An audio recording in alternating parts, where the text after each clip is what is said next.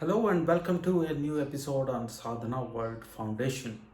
As usual, we will pick up a topic from our day to day experiences and link it with the knowledge and wisdom which is embedded in our ancient texts. Recently, I came across a conversation between two families planning their wedding. Interestingly, both the families came from similar socio-economic classes, similar situations. However, their traditions were very different. The practices, the norms which are used in a wedding are very different. So during that conversation, they were trying to understand from each other and they were probably trying to create something as a blend of both traditions. The conversations were polite, conversations were respectful. However, I could sense a bit of a stress and anxiety in that conversations. This is natural, isn't it? So I found that the two families were trying to preserve what's their own, and at the same time they were trying to welcome something new. They were trying to create something new.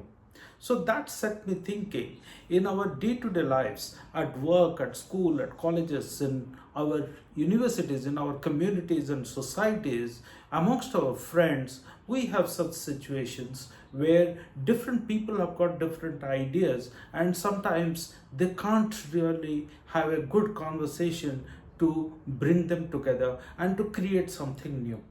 I could see that the two worlds were meeting each other. Different ideas were coming together.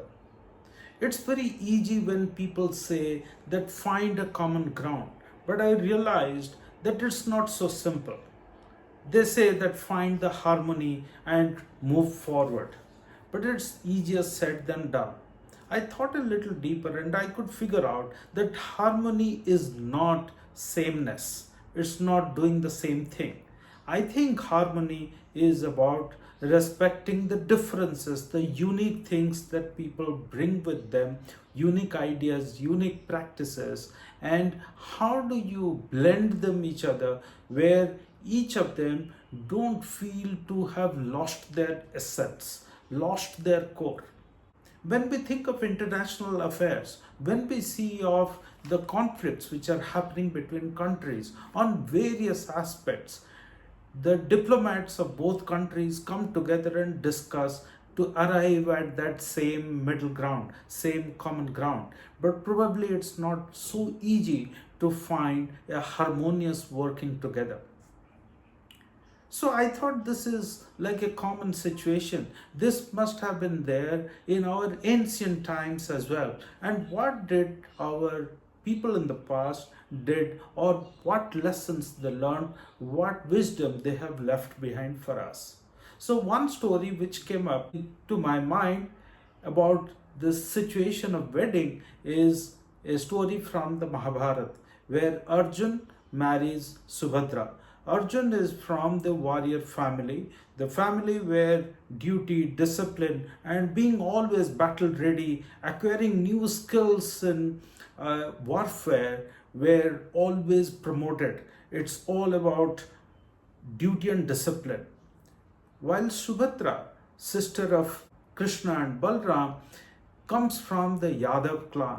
They are not like the warriors of the same standard as the Pandavas, but they are very different kind of a clan where it's all about music, joy, love, give and take, trade, and a lot of spontaneity, lot of happiness and joy. So imagine the two worlds when they're meeting each other, Arjun and Subhadra. It's a lot more than love between them.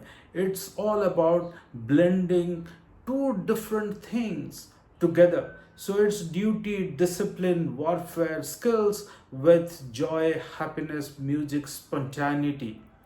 So imagine how this whole thing pans out. But they could find a harmonious relationship where the essence of both of them were preserved and something new and more beautiful was created. So similarly, I found in the Taoist philosophy where they talk about the opposites or the contrasts. So they talk about the yin and the yang. So, which means they talk about harmony to be achieved, you need contrast to come together. So, friends, my dear children, we need to be thinking whether we have the humility to understand the other side and respect the practices of the other side, the ideas of the other side. So when people come together, they always have a choice. The choice is how much you consider that is core to you and you want to preserve them. You don't want to open up your mind to accept something new. How much that you are open to create something new and beautiful. Do you believe in the fact that when contrasts come together, when opposites come together, something more beautiful can be created? Think of our own lives, light and darkness, the day and the night together makes a day. And similarly, there is so much of action during the day and there is sleep or restfulness in the night. So both of them together makes 24 hours, isn't it? The same thing is said in the Upanishads that the truth is one, but the wise men say this in very, very different ways. In many ways, they describe the same truth. So, probably the ideas which are there in different parts of our tradition, different parts of our culture, even in business, at work, there are ideas which can be probably harmonized and lot more beautiful can be created. I felt it's about the melody of two tunes. Each tune is unique and different. Each tune is beautiful in its own right. But when they come together in a particular way, they get blended in a particular way, what gets created is much more delightful and something richer. So think of it, my dear children and ladies and gentlemen, and try to embrace this in our day-to-day lives. Thank you very much. I look forward to our future conversations.